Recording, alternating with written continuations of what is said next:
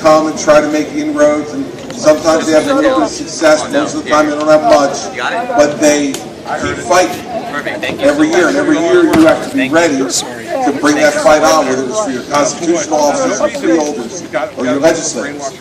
And so, it's going to be no different down here this year, except that at the top of the ticket, I can tell you that we're going to spend a lot of time in this county because we won it 4 years ago, but we intend to win it by a hell of a lot more this time.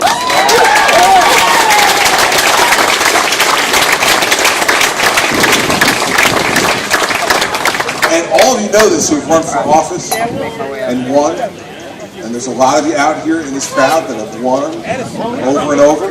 And you know that the elections that are the best ones to run in are the elections where there are clear choices. And if everything kind of looks the same, sounds the same, it's difficult to kind of break through and understand for yourself, but more importantly, make voters understand why you're the best person. Here's the good news for us in the governor's race this year. There could be a clearer choice. There could not be a clearer choice. Let's just make it really clear that the Buono campaign is about yesterday and the Christie campaign is about tomorrow.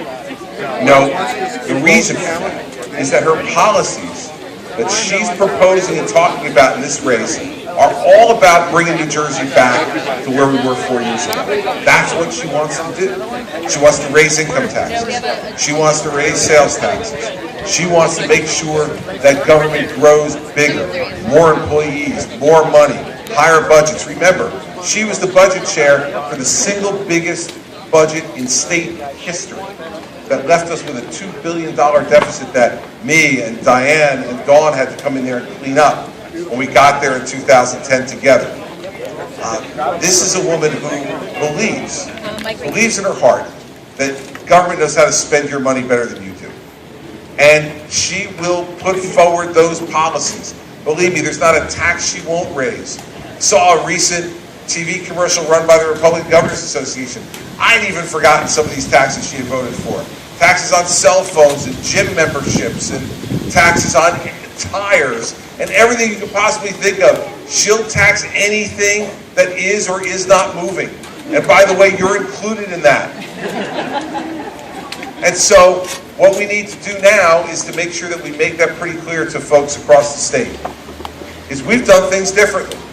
Remember this, when someone says to you, can you really cut the size of government and make spending less than it used to be? Will government ever do that? The budget that we'll vote on in the next 3 weeks, I can guarantee you, will be less than John Corzine's budget and Barbara Buono's budget was 6 years ago. 6 years ago.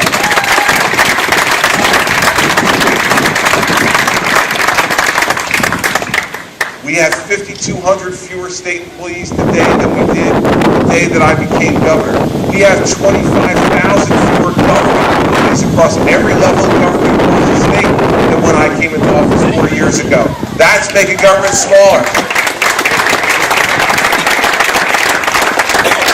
So don't let people tell you that you can't do these things and still provide services to folks and still be able to provide them the kind of government that they need, that keeps them safe, that provides their children with an education, and that does the things that government is supposed to do every day for those who are least fortunate. We're doing those things. We're doing them every day, but we're doing them with far fewer people and spending far less money because we're not doing all the wasteful things that happen in Trenton all the time. That's why.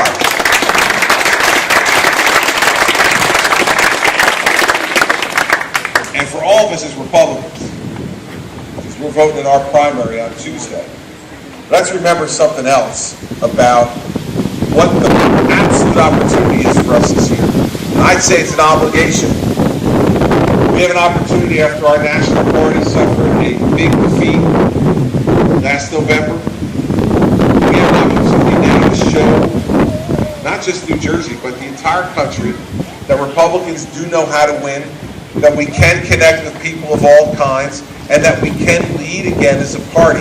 We're not going to do it by talking. We're going to do it by opportunity. Between now and November 5th, we're going to help you do that. Redefine this party for the whole country.